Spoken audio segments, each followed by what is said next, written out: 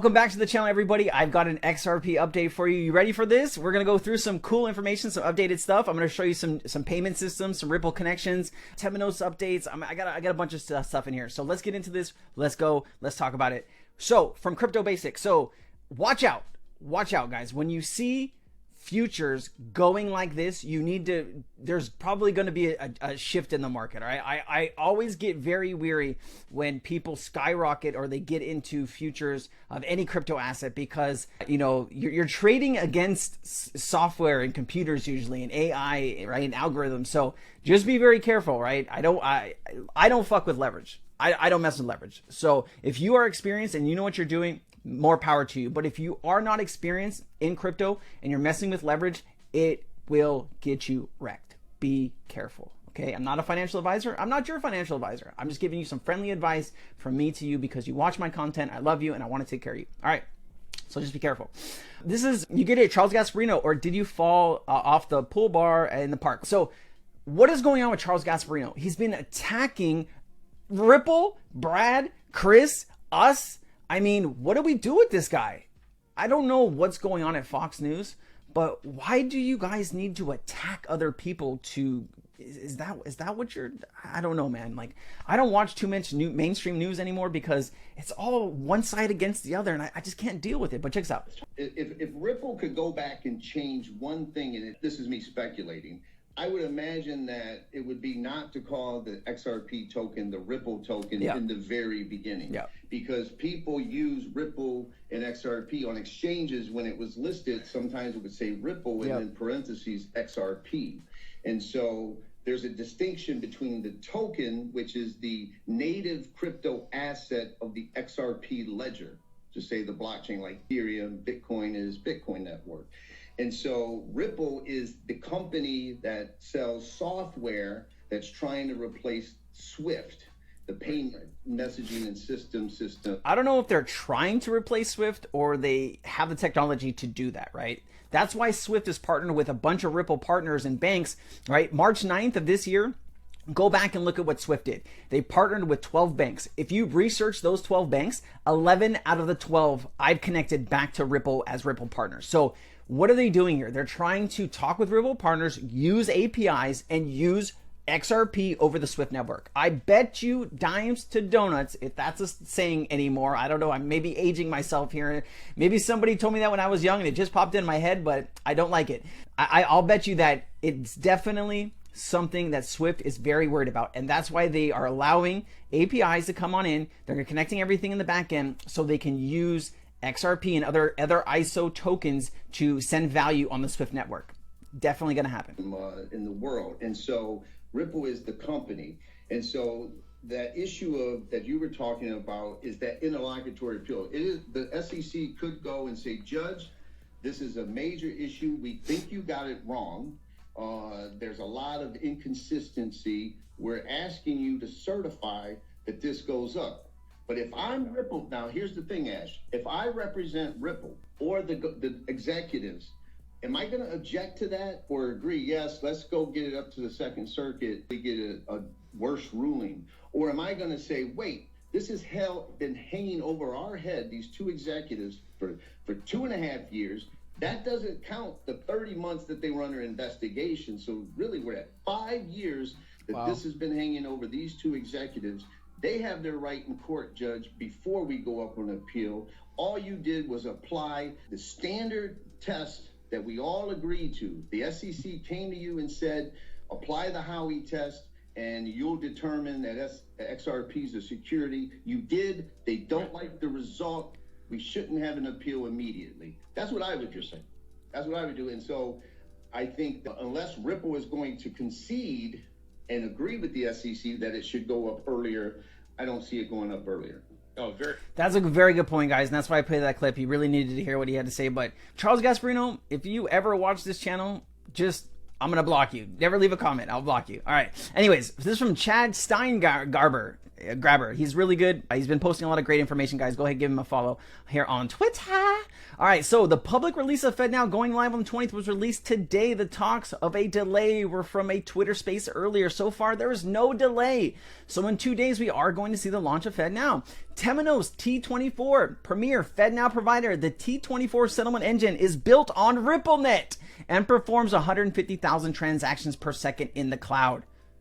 What else do you need? 3,000 financial institutions are connected to Temenos.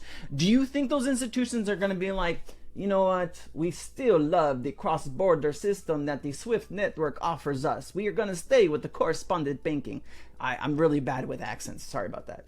I was going for French, but I think I lean kind of some other way. But anyways, long story short, guys, the banks are going to want to use this new system. It saves them money, it saves them time, it gives them full transparency over their treasury and where all their funds are. Why wouldn't you want to use that system? It's sexy, it's new. T24 RippleNet is already connected globally through fintech service providers, right? Temenos moves bank into the cloud. Canadian Tire Bank expands relationship with Temenos and moves Temenos banking members in the cloud, right? They're big in Canada, right? Who also is big in Canada? Volante, another Ripple partner. Volante does $1.4 trillion a day in payments. Finastra Fusion, check this out, guys.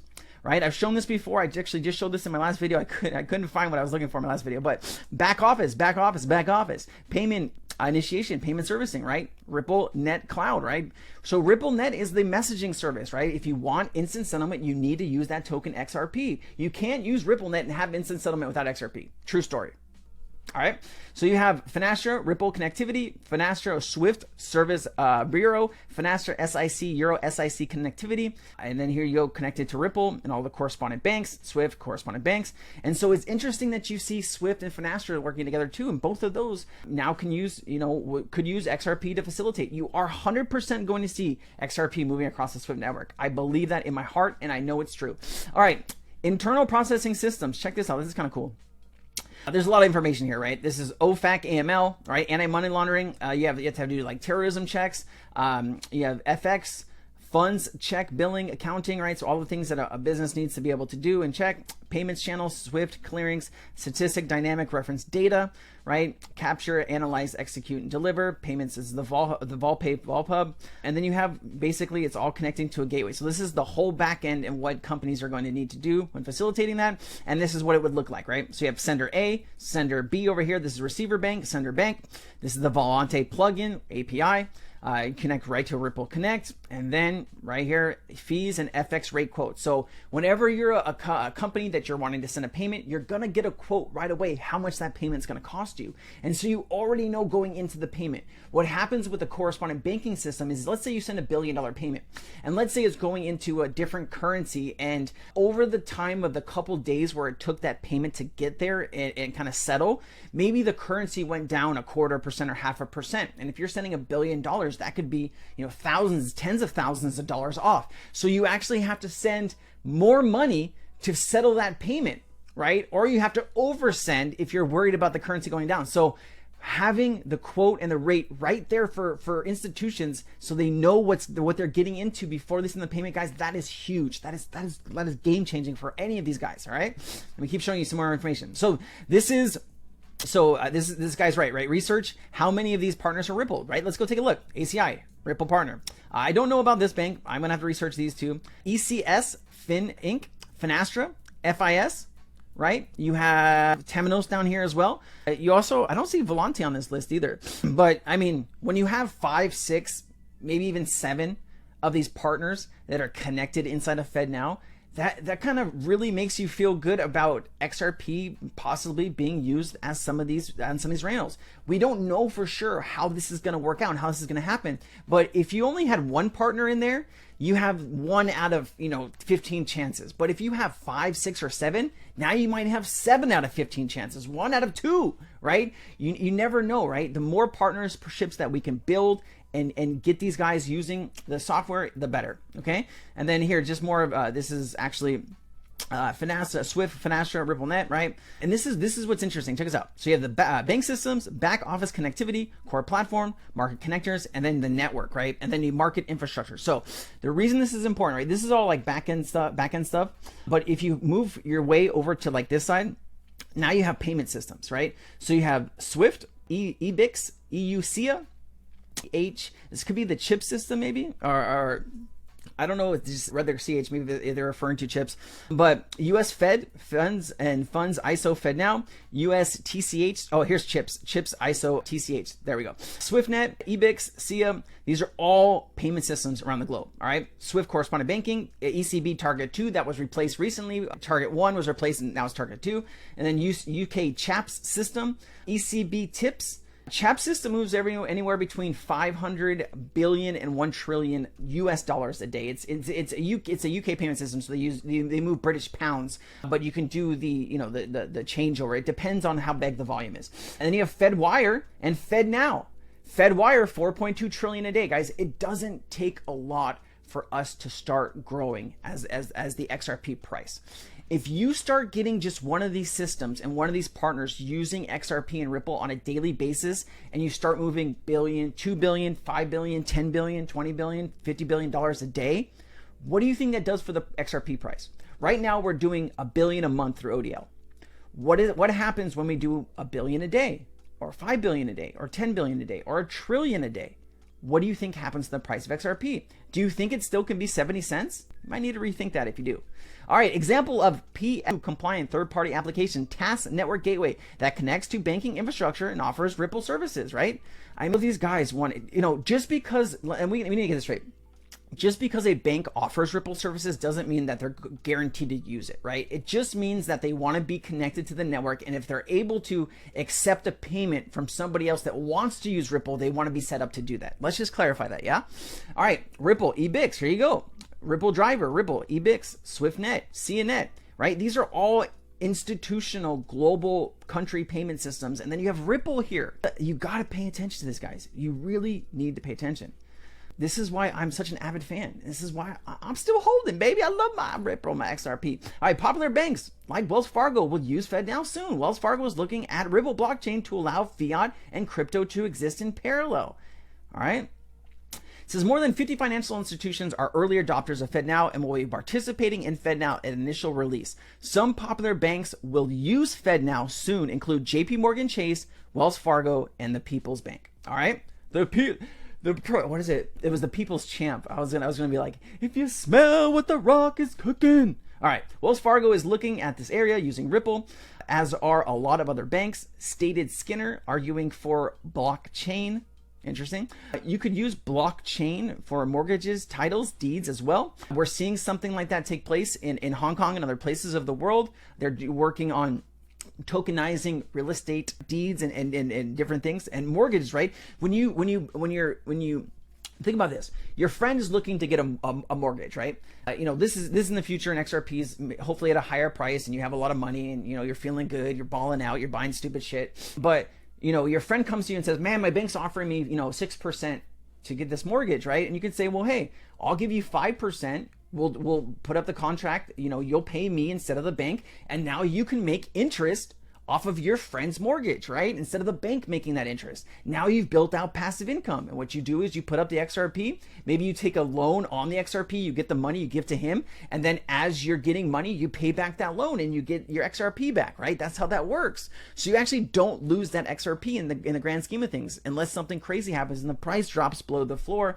and you get liquidated. But you're gonna be able to use XRP in so many different ways that you don't actually have to sell it. There's so much of my XRP that I'll never sell. I'll use it to go out and get loans and buy properties and land and water rights, because that's where it's all heading, guys. Farmland, water rights. Think about it. Ripple, EastNets plus ACI plus Swift, right? Just more connections. EastNets, ACI worldwide. Here's their kind of payment system in the back end. You have the API. Here's the back office. You always have to have the back office. This is payment safe. Swift, Ripple. I mean, how many diagrams do I need to show you to show how serious this is? Because I mean, I've shown you thousands by now, 180 videos. I've shown you thousands of pieces of news. Institutions providing real-time payments like FedNow, right? Just kind of more the same, guys. I don't really need to spend too much time reading this, but any settlement system developed in the United States will process the attributes and natural monopoly involving $1 quadrillion, right? It's more than $2 quadrillion, guys. When you take all of the payment systems inside the United States, it's a lot more. I mean, shit, just Fedwire and Fedwire Securities is $5.5 trillion. That's like what? 3. You're talking about almost like $1.6 quadrillion in just that one system, let alone everything else. So, I mean, you're talking about just quadrillions of dollars. Now, where do you think the price of XRP goes if we start moving just a fraction of $2 quadrillion, right? Even $1 trillion a day. What do you think the price will be? I'll leave it up to you guys. Anyways, man, this is where I want to end it, guys. If you learned something, if you love the channel, please feel free to share, guys. We're growing. I can't thank you enough. I love you all. Peace. I'll see you in the next one. Ciao, guys.